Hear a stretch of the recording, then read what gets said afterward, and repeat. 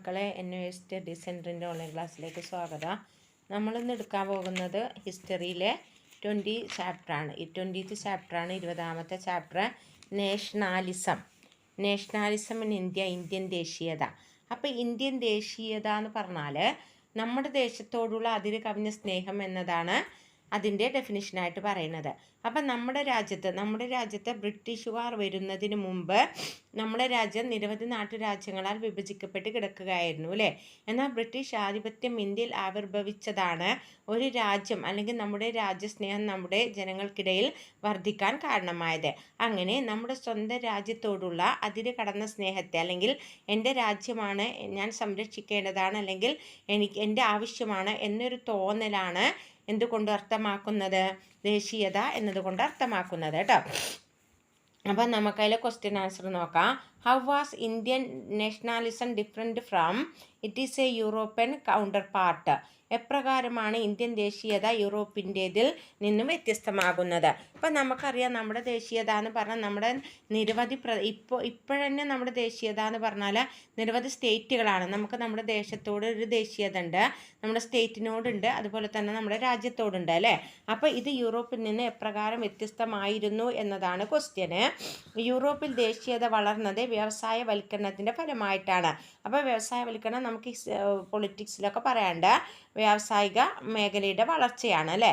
എന്നാൽ ഇന്ത്യയിലെ ദേശീയതയുടെ വളർച്ച വ്യാവസായികവൽക്കരണത്തിൻ്റെ ഫലമല്ല. യൂറോപ്പിൽ ദേശീയത ഉടലെടുക്കുന്ന സമയത്ത് ഇന്ത്യയിലെ അവസ്ഥ യൂറോപ്പിൻ്റേതിൽ നിന്നും തികച്ചും വ്യത്യസ്തമായിരുന്നു.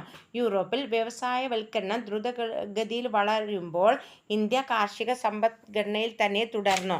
വ്യത്യസ്തമായ ആളുകൾ വ്യത്യസ്തങ്ങളായ ഭാഷകൾ സംസാരിച്ചിരുന്നു. എന്നാൽ ആധുനിക കാലഘട്ടത്തിന് മുമ്പ് തന്നെ ദേശസ്നേഹം ഇന്ത്യയിൽ നിലനിന്നിരുന്നു. എന്നാൽ നമ്മൾ മനസ്സിലാക്കുന്ന രീതിയിലുള്ള ഏകീകൃത രീതിയിലുള്ള ഭരണം, പൊതുഭാഷ, ഒരു സംസ്കാരം, രാഷ്ട്രീയ ഏകീകരണമൊക്കെ എന്തുമായി ബന്ധപ്പെട്ടതാണ്? ദേശീയതയുമായി ബന്ധപ്പെട്ടതാണ്. അങ്ങനെ ദേശീയത 19ാം നൂറ്റാണ്ടിൻ്റെ മധ്യം വരെ ഇന്ത്യയിൽ നിലവിലില്ലായിരുന്നു.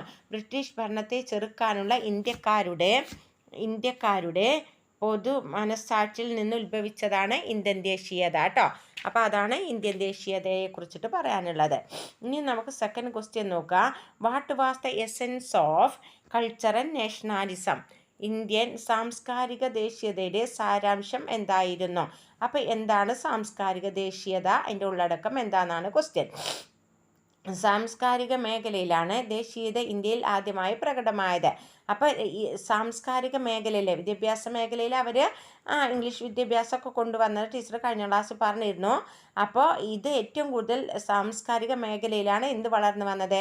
ദേശീയത വളർന്നു വന്നത്. ആദ്യം ഇത് സംഭവിച്ചത് ഇന്ത്യൻ സമൂഹത്തിലെ അനഭിലഷണീയമായ സാമൂഹ്യ സവിശേഷതകളായ ജാതി വ്യവസ്ഥ, മതപരമായ അന്ധവിശ്വാസങ്ങൾ, സ്ത്രീകൾക്കെതിരെയുള്ള വിവേചനങ്ങൾ എന്നിവയ്ക്കെതിരെയായ നീക്കം ചെയ്തുകൊണ്ടാണ്. അപ്പോൾ ആദ്യം നമുക്ക് നിലനിന്ന് ജാതി വ്യവസ്ഥക്കെതിരെയാണ് ദേശീയത ഉത്ഭവിച്ചത് കേട്ടോ. ബ്രിട്ടീഷ് ഭരണാധികാരികളുടെയും അവരുടെ ഏജന്റുമാരുടെയും ശ്രമഫലമായി വിദേശീയ സംസ്കാരം ഇന്ത്യയിൽ വ്യാപിച്ചു. അപ്പോൾ ബ്രിട്ടീഷുകാരുടെ ലക്ഷ്യം തന്നെ എന്തായിരുന്നു? അഥവാ നിറം കൊണ്ട് ഇന്ത്യക്കാരനാണെങ്കിലും ബ്ലഡ് കൊണ്ട്, അഥവാ ബ്രിട്ടീഷുകാരോട് പുലർത്തുന്ന ഒരു വിഭാഗം ജനങ്ങളെ ഇന്ത്യയിൽ വാർത്തെടുക്കുക എന്നതായിരുന്നു കേട്ടോ. അങ്ങനെ ഇന്ത്യയിലെ ഒരു വിഭാഗം ഉന്നതവർഗം പരമ്പരാഗത ഇന്ത്യൻ സമൂഹത്തെയോ സംസ്കാരത്തെയോ ആധുനിക ഇംഗ്ലണ്ടുമായി താരതമ്യം ചെയ്തു. അപ്പം നമ്മുടെ രാജാറാം മോഹൻ റോയിയെ പോലെയോ ഈശ്വരചന്ദ്ര വിദ്യാസാഗറിനെ പോലെയുമുള്ളവർ ഇന്ത്യൻ സമൂഹത്തിൻ്റെ ഭാഗമായ പല സാമൂഹ്യ തിന്മകളെയോ ഉന്മൂലനം ചെയ്യാൻ ശ്രമിച്ചു. അപ്പം നമ്മുടെ സാംസ്കാരിക മേഖലയിലാണ് ആദ്യം ദേശീയത വളർന്നു വന്നത്. അപ്പം നമ്മുടെ ബ്രഹ്മസമാജ സ്ഥാപകനായ രാജാറാം മോഹൻ റായ്, അതുപോലെ തന്നെ ഈശ്വരചന്ദ്ര വിദ്യാസാഗർ തുടങ്ങിയവരെല്ലാം തന്നെ ഇന്ത്യയിൽ നിലനിന്നിരുന്ന അനാചാരങ്ങൾക്കെതിരെ ഒന്നിക്കാൻ ശ്രമിക്കുകയും ഇത് ഇന്ത്യൻ ദേശീയതയുടെ ആവിർഭാവത്തിലേക്ക് നയിക്കുകയും ചെയ്തു. രണ്ടാമതായി പറഞ്ഞത്, ഇന്ത്യൻ നേതാക്കന്മാർ ഇന്ത്യൻ സംസ്കാരത്തിന്മേലുള്ള ബ്രിട്ടീഷുകാരുടെ കടന്നുകയറ്റത്തെ എതിർക്കാൻ ശ്രമിച്ചു. 1850കളിൽ യൂറോപ്യൻ വസ്ത്രധാരണ രീതിയും മറ്റ് കീഴ്വഴക്കങ്ങളും ഇന്ത്യക്കാർക്കിടയിൽ അടിച്ചേൽപ്പിക്കാൻ ശ്രമം നടന്നു. ഇതിൻ്റെ രണ്ടാമത്തെ വിഭാഗം നേതാക്കൾ ഇതിനെന്ത് ചെയ്തു? ഇങ്ങനെ വസ്ത്രധാരണം നമ്മുടെ രാജ്യത്ത് നടപ്പാക്കാൻ ശ്രമിച്ചത് ഇന്ത്യൻ നേതാക്കന്മാർ ശക്തമായി എതിർത്തു. അങ്ങനെ രാജാറാം മോഹൻ റോയിയെയോ കേശവ ചന്ദ്ര സെന്നിനെയും പോലുള്ള നേതാക്കളും യൂറോപ്യൻ വസ്ത്രധാരണ രീതിയും ഭക്ഷണ രീതിയും മറ്റും ഇഷ്ടപ്പെട്ടിരുന്നില്ല. അപ്പം ദേശീയത നമ്മുടെ സംസ്കാരത്തിലേക്ക്, ഇന്ത്യക്കൊരു കൾച്ചർ ഉണ്ട് അല്ലേ, ആ സംസ്കാരത്തിലേക്ക് ഇന്ത്യൻ ബ്രിട്ടീഷുകാരുടെ രീതികൾ അല്ലെങ്കിൽ ബ്രിട്ടീഷുകാരുടെ വസ്ത്രധാരണ രീതികൾ, അവരുടെ ഭക്ഷണ രീതികൾ എന്നിവ കൊണ്ടുവരാൻ ആര് ശ്രമിച്ചിരുന്നു? ബ്രിട്ടീഷുകാർ ശ്രമിച്ചിരുന്നു. എങ്കിലോ നമ്മുടെ ഇന്ത്യക്കാർ അതിനെ അംഗീകരിച്ചിരുന്നില്ല. അപ്പം ആദ്യം നമ്മൾ അല്ലെങ്കിൽ നമ്മുടെ ദേശീയത സാംസ്കാരിക രീതികൾ എന്ന ചിന്തയിലേക്ക് ആദ്യമായി നയിച്ചതോ ആരുടെ ഭരണരീതിയാണ്? ബ്രിട്ടീഷ് ഭരണരീതിയായിരുന്നു കേട്ടോ. അങ്ങനെ ഇന്ത്യൻ ദേശീയതയുടെ ഘടകങ്ങൾ എന്ന നിലയിൽ രണ്ട് സമീപനങ്ങളോ പരസ്പര പൂരകങ്ങളായിരുന്നു. ചുരുക്കത്തിൽ ഇന്ത്യൻ സാമൂഹ്യ പരിഷ്കർത്താക്കൾ ഇന്ത്യൻ സംസ്കാരത്തെ ആധുനികവൽക്കരിക്കാൻ ആഗ്രഹിച്ചിരുന്നു. എങ്കിലോ പൂർണ്ണമായോ പാശ്ചാത്യവൽക്കരിക്കാൻ അവർക്ക് താല്പര്യമില്ലായിരുന്നു കേട്ടോ. അപ്പം നമ്മുടെ രാജ്യം ആധുനികവൽക്കരിക്കണം എന്നൊരാഗ്രഹം നമ്മുടെ രാഷ്ട്രീയ നേതാക്കന്മാർക്കുണ്ടായിരുന്നു. എങ്കിലോ നമ്മുടെ സാംസ്കാരിക മേഖലയിലുള്ള ദേശീയതയെ അംഗീകരിക്കാൻ അല്ലെങ്കിൽ ബ്രിട്ടീഷുകാരുടെ സംസ്കാരത്തെ അംഗീകരിക്കാൻ ഇന്ത്യൻ നേതാക്കന്മാർ തയ്യാറായില്ല. അപ്പം ഇനി മക്കളെ നമുക്ക് കൂടുതൽ ക്വസ്റ്റ്യൻ അല്ലെങ്കിൽ അത്ര ഇമ്പോർട്ടൻ്റ് ആയിട്ടുള്ള ചാപ്റ്റർ അല്ലത്. അപ്പം ഇനി നമുക്ക് ഒന്നുകൂടി ഇമ്പോർട്ടൻ്റ് ആണെന്ന് തോന്നിയ ഭാഗം മാത്രമാണ് ടീച്ചർ ക്വസ്റ്റ്യൻ ആൻസറിൽ പറയുന്നത് കേട്ടോ. അപ്പം ഇനി നെക്സ്റ്റ് ക്വസ്റ്റ്യൻ പറയുന്നത് how was the development of Indian nationalism reacted to the development of Indian national movement. Indian ദേശീയതയുടെ വളർച്ച എപ്രകാരമാണ് ഇന്ത്യൻ ദേശീയ പ്രസ്ഥാനത്തിൻ്റെ വളർച്ചയുമായി ബന്ധപ്പെട്ടിരിക്കുന്നത്. അപ്പോൾ നമ്മുടെ ദേശീയത വളർന്നു വന്നതാണ് എന്തിന് കാരണമായത്? നമ്മുടെ ദേശീയ പ്രസ്ഥാനത്തിൻ്റെ ആവിർഭാവത്തിലേക്ക് നയിച്ചത് കേട്ടോ. അപ്പോൾ അത് നോക്കാം.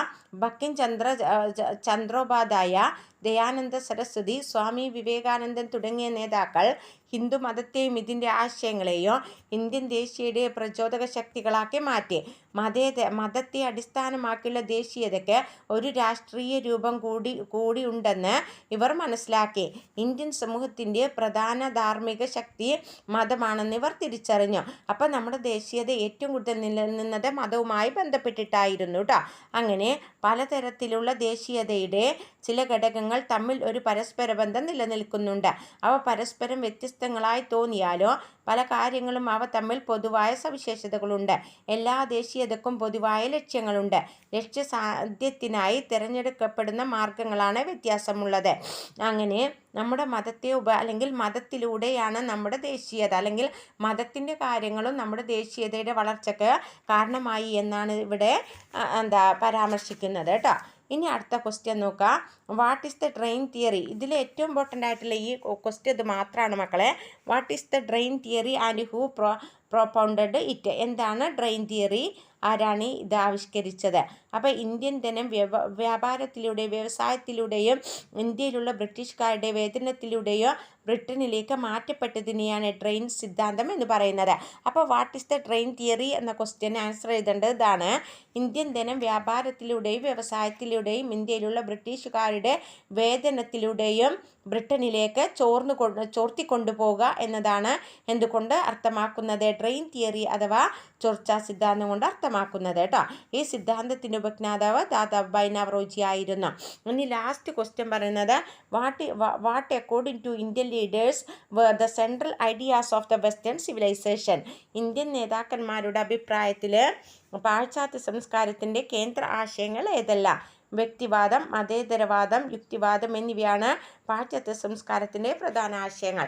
അപ്പം മക്കളെ നമുക്ക് ഈ ചാപ്റ്ററിൽ കൂടുതൽ ഇമ്പോർട്ടൻ്റ് ആയിട്ടുള്ള കാര്യങ്ങളോ അല്ലെങ്കിൽ ഇമ്പോർട്ടൻ്റ് ആയിട്ടുള്ള കണ്ടൻ്റ് ഒന്നും വരുന്നില്ല. അപ്പോൾ അതിൽ പ്രധാനപ്പെട്ട ക്വസ്റ്റ്യൻ ആൻസറാണ് ടീച്ചർ പറഞ്ഞിട്ടുള്ളത്. അപ്പോൾ നിങ്ങളത് മാത്രം ഒന്ന് ജസ്റ്റ് നോക്കുക. അപ്പോൾ ഇനി അടുത്ത വീഡിയോയിലുമായിട്ട് അടുത്ത ക്ലാസ്സിൽ കാണാം. Okay, thanks.